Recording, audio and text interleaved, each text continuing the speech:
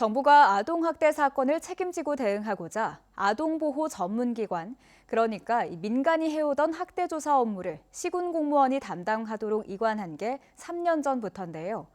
민원 스트레스 등 경무에 시달리면서 부서를 떠나는 아동학대 전담 공무원이 많고 경북시군 가운데 절반은 공무원 1명이 아동학대 업무를 처리하고 있습니다. 엄지원 기자가 취재했습니다. 아동학대 전담 공무원들은 밤낮 주말할 것 없이 24시간 대기 상태입니다. 학대 의심 신고가 들어오면 즉시 출동이 원칙이기 때문입니다. 네, 혹시 지금 아동은 안전한 상태인가요? 그리고 나중에 추후에 저희 행위 의심자 만나러 갈 때 동행을 좀 요청드려도 될까요? 조사가 주로 야간에 이뤄지고 학대 의심자와의 충돌이 잦다 보니 2인 1조로 움직입니다. 아동학대 조사와 학대 여부 판단, 그리고 피해 아동에 대한 보호 등 단계 숙련된 전문성이 요구되는 자리지만 일반 공무원과 같은 순환보직으로 운영되면서 별안간 현장에 내던져지고 있습니다. 인터넷 교육으로 짧게 한 며칠 듣고 서울에 가서 신규 교육 듣는 거 일주일 정도? 그리고 바로 투입을 하기 때문에 사실 그런 건 많이 부족하죠. 경북의 아동학대 전담 공무원 근속연수는 평균 1년 3개월. 공무원의 부서별 근속연수 2, 3년과 비교하면 매우 짧습니다. 안동시만 해도 팀장을 제외하곤 1년 이상 근무한 직원이 없습니다.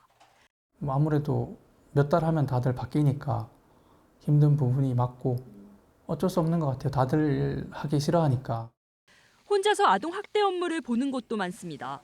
경북 22개 시군 중 예천을 비롯해 12곳이 아동학대 전담 공무원 1명이 근무 중입니다. 24시간 대기 당직도 오롯이 혼자의 목. 조사는 긴장의 연속입니다. 말씀 많이 거치시거나 아니면 폭행을 한 적이 있다던가 이런 전력이 있으신 분들 만날 때는 좀 아무래도 부담은 돼요. 그래서 일부러 저희가 상담실에 가서 만날 때도 바깥쪽에 앉고 비상 호출벨 그걸 미리 이렇게 갖고 가서 만나거든요. 아동학대 업무 특성으로 인해 1인 체제는 물론 팀 단위도 너나 할 것 없이 힘든 상황인데요. 그렇다면 경북에서 가장 발빠르게 전담팀이 구성된 포항시는 어떨까요? 포항시는 아동학대 전담 공무원제 시행을 위한 아동복지법 개정 이전인 2020년 7월부터 아동보호팀을 신설해 운영을 시작했습니다. 아동학대 전담병원을 전국 최초로 지정하고 학대 피해로 즉각 분리가 필요한 보호 대상 아동들이 머무는 일시 보호시설 또한 지난해 연말 포항에 문을 열면서 도내 전 시군이 활용하고 있습니다. 무엇보다 전담 인력 확보에 공을 들였습니다. 현재 전담 공무원만 9명.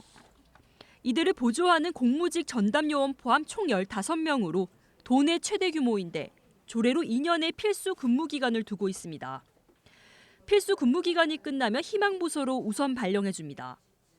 또 초과 수당 제한을 대폭 풀고 별도의 수당을 지원하는 한편 공무원의 일반 당직에서도 제외됩니다.